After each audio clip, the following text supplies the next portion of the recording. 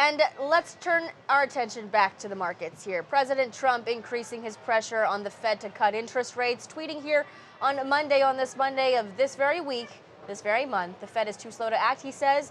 He says the U.S. should have the lowest rates compared to other international banks. This coming as Washington State today also announced 4 more deaths now related to the coronavirus, the COVID-19 coronavirus, bringing the death toll here in the U.S. to 6. George Seay is the CEO of Annandale Capital. George, always great to have you with us here on Cheddar. Now, this threatening the global growth, right? All of these forecasts, analysts are predicting that this virus is really going to slow things down. Do you believe that interest rate cuts are inevitable at this point? What a week last week. Yeah. I think with that week and with all the fear out there, investors swing wildly between fear and greed, and they ridicule Mr. Market as being kind of a bipolar institution. He's euphoric or he's depressed.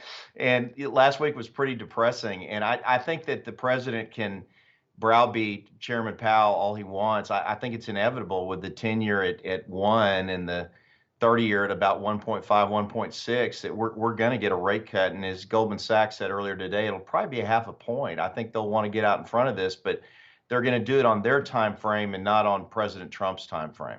And so do you think the markets today, with the move that we're watching higher, do you think that this is some type of semblance of trying to price in the rate cut? Or is this simply trying to find some footing to stand on after the consecutive days of decline that we had seen dating back not just to last week, but the prior week as well in February? Well, Brad, if you look at these things historically, the pattern is pretty clear. Usually after a drop of that magnitude, unless it's a tremendous recession or even like the Great Depression, the markets are higher a year later about 65% of the time. They're higher 2 years later by about 70% of the time.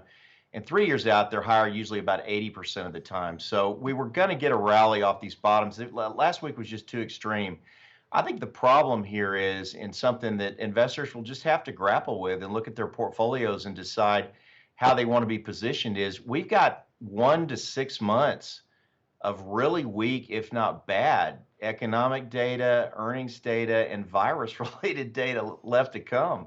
So the mood in the market is likely to stay pretty sober for quite some time. And I think that requires a great deal of discipline and patience on investors' part, not traders' parts, because traders will take advantage of all this volatility. But for long-term investors with money to deploy, you don't want to put it all in the market today or even Friday.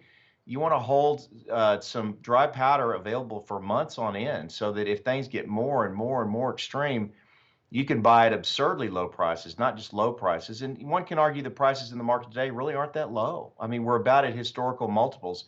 Now, vis-a-vis interest rates, yeah, sure, they're low compared to that, but on an absolute basis, they're not. Right. Okay. So your advice is to just hold your pattern, whatever it is. Don't invest more, don't sell more, but just continue to wait until another signal that suggests that there will be an even better valuation for these stocks. Well, we unfortunately don't have a crystal ball, and I don't have a DeLorean car like Michael J. Fox did to where I can go wherever I want and find out what's going to happen. But what we do is we're pretty methodical about things. And I put in if I've got 40 bullets to fire at the market at lower prices, we fired maybe 1.5 on Friday. And we're not doing anything today. And if we go down another 5, 6, 7%, we'll fire another bullet at it and so forth and so on. And we'll get more aggressive as things go lower. So we're patient and we're methodical. And I would advise all other investors and behavioral finance would too, to just relax, sit back, and when things get worse, get more aggressive. Speaking of firing bullets, if the Fed is to fire this bullet right now, what would be left in the stimulus arsenal for an event where it's perhaps not just a medical emergency internationally, but something more dire where they would need to provide some type of relief to the reaction that the economy and broader are seeing to whatever event that could be in the future? Well, they've got about 7 bullets left on the interest rate side, don't they? So they've got those, and then they've clearly got open market operations and quantitative easing, and I'm sure they'll go aggressively to that. But at some point, the executive branch is going to have to move and work with the legislative branch in terms of some fiscal stimulus too. And I think we'll probably get some of that at some point. The president is highly motivated to not have the economy fall apart this year, right as he's running for re-election. And so there'll probably be a combination of things like that. But as a lot of analysts have been noting, and they're right about this, when you got a virus that's going to keep spreading, you can't browbeat it from the Fed out of existence. It's going to run its course. And I would be cheering more for CDC than for the executive branch, legislative branch of the Fed. I think CDC's got a big job ahead of it. And I've heard a lot of criticism of them over the last week, and probably some of it's deserved, but I've been highly impressed with the way CDC has protected us in the past. And I'm roughly confident that we're going to see some more of that going forward. Yeah, and to your point, this is a health issue, right? Not a markets issue, and we're still, I guess, looking at the investor world, which is not the world at large. It's just a lot of people who have money to invest and want to see growth, and this is what they want, right? So largely speaking, George, great points there. I want to talk though about the competitiveness of the U.S. at this point. I mean, President Trump's argument is that if we're not catching up or leading the easing, that we're going to be behind. We're going to be less competitive in the global markets and the global economy. Do you agree with that sentiment?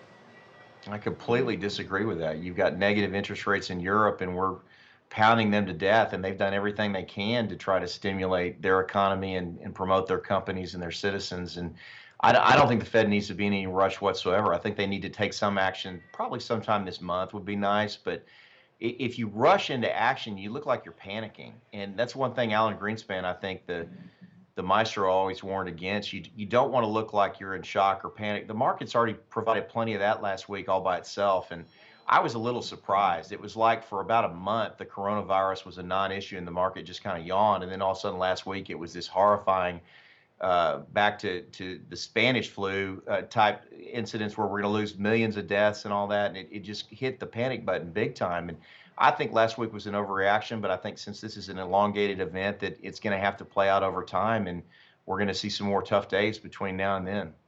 All right.